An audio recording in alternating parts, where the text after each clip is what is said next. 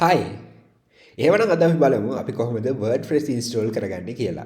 හරි. එහෙමනම් ඔයාට මගේ වම් පැත්තේ hosting list කියලා link එකක් තියෙනවා. මෙන්න මේක උඩ click කරන්න. හරි. ඊට පස්සේ ඔයාගේ hosting package එක ඔයාට මෙන්න මේ විදිහට පෙන්නනවා. ඒකේ දකුණු පැත්තේ ඔයාට බලා ගන්න පුළුවන් බටන් එකක් තියෙනවා go to cpanel කියලා. හරි. මෙන්න මේ go to cpanel කියන බටන් එක උඩ click කරන්න. හරි එහෙමනම් අපි දැන් ඉන්නේ අපේ C panel එකේ. ඉතින් අපි කලින් අපි purchase කරපු hosting package එකේ control panel එක තමයි මේක. ඉතින් මේකෙදි අපිට ගොඩක් වැඩ කරන්න පුළුවන්. හැබැයි මම මේ හැම එකක්ම ගැන ඔයාලට කියලා දෙන්න යන්නේ නැහැ. ඉතින් ඔයා මේක දැනගන්න කැමති නම් comment එකක් දාන්න. එතකොට මම ඔයාලට මේක explain කරන්නම්. හරි එහෙමනම් අපේ පළවෙනි දේ තමයි මම ඔයාලට කලින් කිව්වනේ WordPress install කරගන්න එක කියලා. හරිද? එතකොට ඔයාට අපේ control panel එකට ගිහිල්ලා මේ C panel එකට ගිහිල්ලා ටිකක් පල්ලෙහාට යද්දී ඔයාට මෙන්න මෙතන මේ script යටතේ තියෙනවා WordPress කියලා. ඉතින් මේ WordPress කියන එක උඩ click කරන්න. හරි ඊට පස්සේ ආව මෙන්න මේ වගේ screen එකකට එනවා.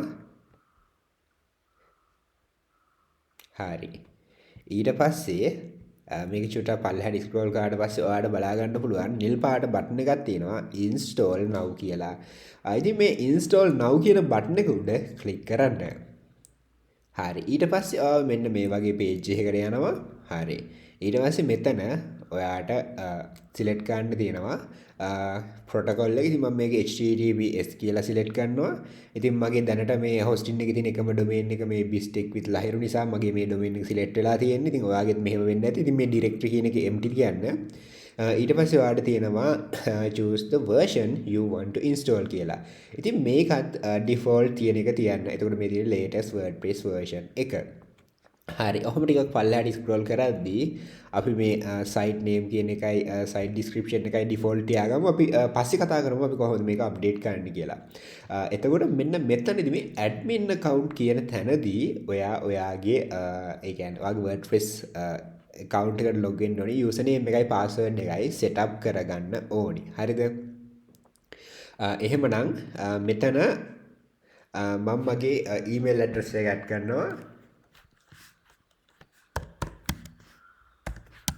හරි ඔයත් ඔයාගේ email address එක add කරගන්න.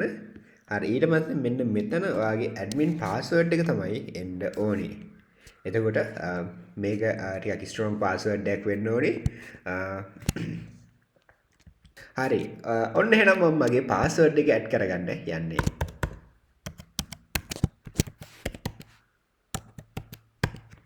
හරි ඊට පස්සේ ඔයාට තියෙනවා admin email එක දෙන්න. ඉතින් මම ඒකටත් මගේ username email එකම දෙනවා. හරිද? ඊට පස්සේ තව පොඩ්ඩක් පල්ලෙහාට scroll කරද්දී මෙන්න මේ language කියන එක නම් ඔයා ඒ default තියෙන English language එකම තියන්න. select plugins කියලා තියෙනවා. එතකොට ඒ කියන්නේ ඔයාගේ WordPress එක install වෙද්දී default install වෙන plugin ටික ගැන තමයි මේකේ කතා කරන්නේ. හරි මෙතන මේ limited login attempt කියන ඒක විතරක් ටික් කරන්න අපිට මේ අනිත් ඒවා ඕනි වෙන්නේ නැහැ. හරි ඔන්න එහෙනම් මේකේ තව තියෙන advanced option කියලා තියෙනවා select theme කියලා තියෙනවා. අපිට ඒවා අවශ්‍ය නැහැ. මම ඒවා අපේ WordPress එක ඇතුළේදීම කරගන්නේ කොහොමද කියලා ඔයාලට කියලා දෙන්නම්. එහෙනම් දැන් install කියන බටන් එක උඩ click කරන්න. හරි ඔන්න එහෙනම් ඔයාලා බලා ගන්න පුළුවන් මෙන්න මේ විදිහට අපේ WordPress එක install වෙන ගමන් තමයි තියෙන්නේ. හරි අපේ WordPress එක install වුණාගෙන් පස්සේ ඔයාලට මේ වගේ message එකක් තියෙනවා congratulations the software was installed successfully. ඊට පස්සේ අපිට ඔයාලට මෙතන බලා ගන්න පුළුවන් the WordPress has been successfully installed at කියලා ඔයාලට මෙන්න මේක click කරන්න මේ link එක. දැන් මගේ නම් තියෙන bistec with ලහිරු කියලා. ඊට පස්සේ මම මේක new tab එකක open කරගන්නවා. හරි ඔන්න මේ තියෙන්නේ මගේ default WordPress site එක. ඉතින් මම install කරද්දී මට මෙන්න මේ වගේ එකක් තමයි ඇවිල්ලා තියෙන්නේ. හරිද? එතකොට දැන් මම කිව්වනේ අපේ WordPress එක අපි දැන් edit කරන්න configuration එහෙම කරන්න යනවා කියලා. එතකොට ඒකට ඔයා මෙන්න මේ administrative URL කියන එක උඩ click කරන්න.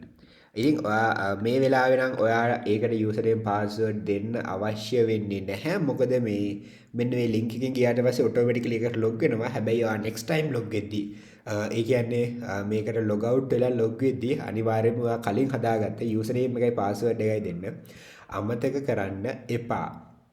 හරි එහෙමනම් ඔන්න අපි දැන් ඉන්නේ WordPress ඩෑෂ්බෝඩ් එකේ.